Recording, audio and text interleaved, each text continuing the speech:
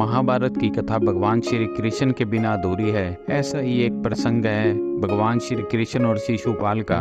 शिशुपाल रिश्ते में कौरवों और पांडवों का भाई था और कृष्ण जी की बुआ का पुत्र था। वास्तव में शिशुपाल पूर्व जन्म में भगवान विष्णु का द्वारपाल था। जब उसने महल आने वाले बाल मुनियों को भगवान से मिलने रोका व उनकी बेइज्जती की तो इन बाल मुनियों के गुरु ने उन्हें श्राप दे दिया और कहा कि वे अगले 3 जन्मों तक भगवान से दुश्मनी रखेंगे और वह भगवान के हाथों ही मारे जाएंगे, तभी इस श्राप से छुटकारा मिलेगा। शिशुपाल इसके पूर्व के जन्मों में हिरण्यकश्यप और रावण के रूप में भगवान द्वारा मारे जा चुके थे।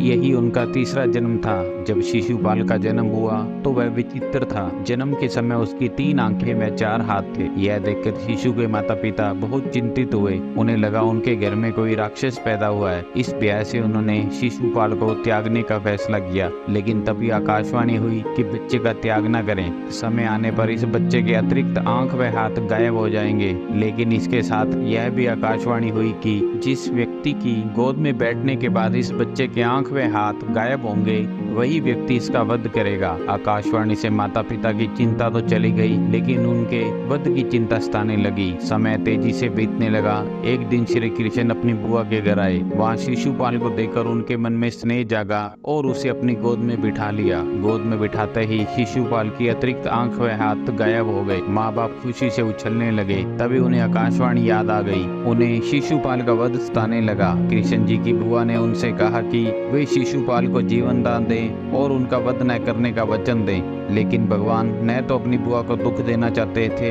और न ही विधि के विधान को बदल सकते थे। इसलिए उन्होंने अपनी बुआ से कहा कि वे शिशुपाल की 100 गलतियों को माफ कर देंगे, लेकिन 101वीं गलती पर उसे दंड देना ही पड़ेगा। उन्होंने अपनी बुआ को यह भी समझाया कि वध के बाद शिशुपाल को कई जन्मों के पापों से मुक्ति मिल जाएगी। धीरे धीरे समय बीतता गया। शिशुपाल अब एक शक्तिशाली राजा हो गए। शिशुपाल रुक्मणी से विवाह करना चाहता था, लेकिन रुक्मणी भगवान श्री कृष्ण से प्रेम करती थी और उनसे ही विवाह करना चाहती थी। ऐसे में रुक्मणी ने अपने माता पिता की अनुमति के बगैर अपने भाई रुक्म की मदद से श्री कृष्ण से विवाह कर लिया। इससे शिशुपाल कृष्ण जी से नफरत करने लगा और मौका मिलते ही अपमान करने लगता। जब युधिष्ठिर को युवराज घोषित किया गया तो राजसूय यज्ञ का आयोजन किया गया। इस अवसर पर सभी सगे संबंधियों व प्रतापी राजाओं को बुलाया गया था।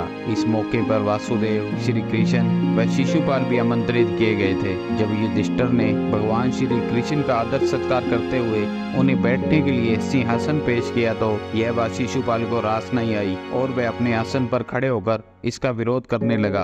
उसका कहना था कि एक मामूली ग्वाले को इतना सम्मान क्यों दिया जा रहा है, जबकि यहाँ कई वरिष्ठ व सम्मानीय जन मौजूद हैं। भगवान कृष्ण शांत मन से पूरे आयोजन को देखते रहे, लेकिन शिशुपाल लगातार उन्हें अपमानित करता रहा और अपशब्दों का प्रयोग करने लगा। जैसे ही शिशुपाल ने 100 अपशब्द पूरे कर अपना 101वां अपशब्द मुंह से निकाला, श्री कृष्ण ने सुदर्शन चक्र चला दिया और पलक झपकते ही शिशुपाल का सिर कटकर गिर गया। उसके शरीर से एक ज्योति निकलकर भगवान श्री कृष्ण में समा गई और वह पापी शिशुपाल, जो पिछले 3 जन्मों से भगवान से बैर भाव रखते हुए आ रहा था, परम गति को प्राप्त हो गया।